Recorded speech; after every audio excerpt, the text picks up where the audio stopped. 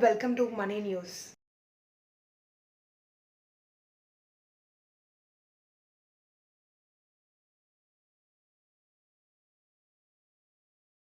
Srikanth Telangana public and private road transport workers federation రాష్ట్ర ప్రధాన కార్యదర్శి. ఈరోజు హైదరాబాద్ సౌత్ జిల్లా 4వ మహాసభలు జరిగాయి.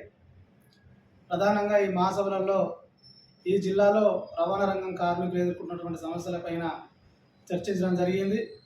ప్రధానంగా రాష్ట్ర రాజధాని హైదరాబాద్ కేంద్రంగా నడుస్తున్నటువంటి ఈ ఆటోలు కానీ, క్యాబ్లు కానీ, అదేవిధంగా గూడ్స్ రంగంలో పనిచేస్తున్నటువంటి కార్మికులు కానీ తీవ్ర ఆర్థిక ఇబ్బందులకు గురవుతున్నటువంటి పరిస్థితి ఉన్నది.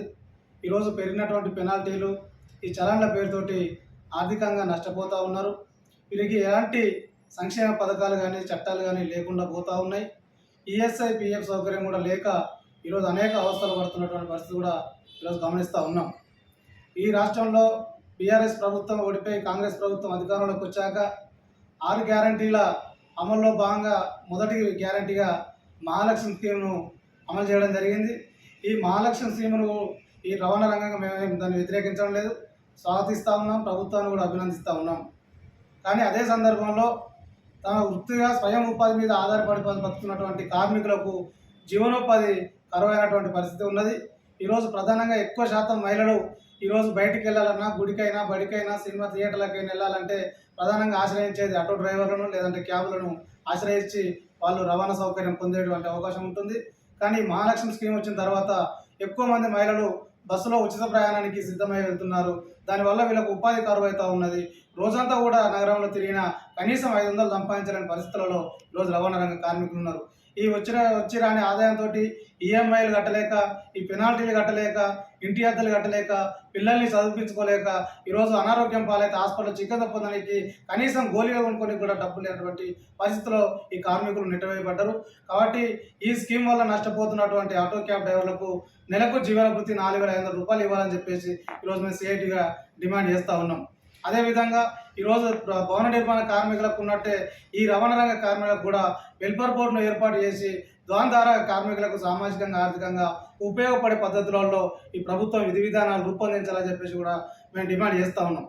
అదే సందర్భంలో ఈ కేంద్రంలో ఉన్నటువంటి బీజేపీ ప్రభుత్వం కూడా నూతనంగా ఈరోజు బిఎన్ఎస్ భారతీయ న్యాయ సంహిత చట్టాన్ని తీసుకొచ్చి ఈరోజు డ్రైవర్లను అంతకులుగా చిత్రీకరించేటువంటి ప్రయత్నం చేస్తూ ఉన్నది.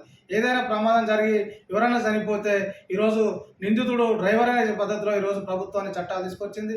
దాని ద్వారా 10 లక్షల జరిమానా, 10 లక్షల రూపాయల జరిమానా, 10 సంవత్సరాలు జైలు శిక్ష అనుభవించాలని చెప్పేసి ఈరోజు ప్రభుత్వం చెప్తా ఉన్నది. కాబట్టి దీన్ని తీవ్రంగా వ్యతిరేకిస్తూ ఉన్నాం.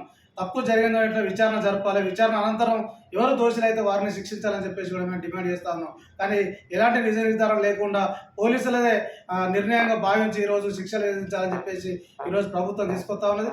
ఇలాంటి విధానాల వల్ల ఈరోజు రవాణా రంగం సంక్షోభంలోకి నెట్టబడతా ఉన్నది. కార్మికులు రోడ్ల మీద పడేటువంటి పరిస్థితి వస్తూ ఉన్నది. కాబట్టి వీళ్ళని ఆదుకునే పద్ధతిలో చట్టాలు కానీ, హక్కులు కానీ ఉండాలని చెప్పేసి ఈరోజు సిఐటిగా మేము డిమాండ్ చేస్తూ ఉన్నాం. ఈ నెల 21వ తారీఖున రాష్ట్ర మహాసభ కూడా హైదరాబాద్ నగరంలో నిర్వహిస్తూ ఉన్నాం. ఈ మహాసభలలో 33 జిల్లాల నుంచి ప్రతినిధులు పాల్గొంటారు.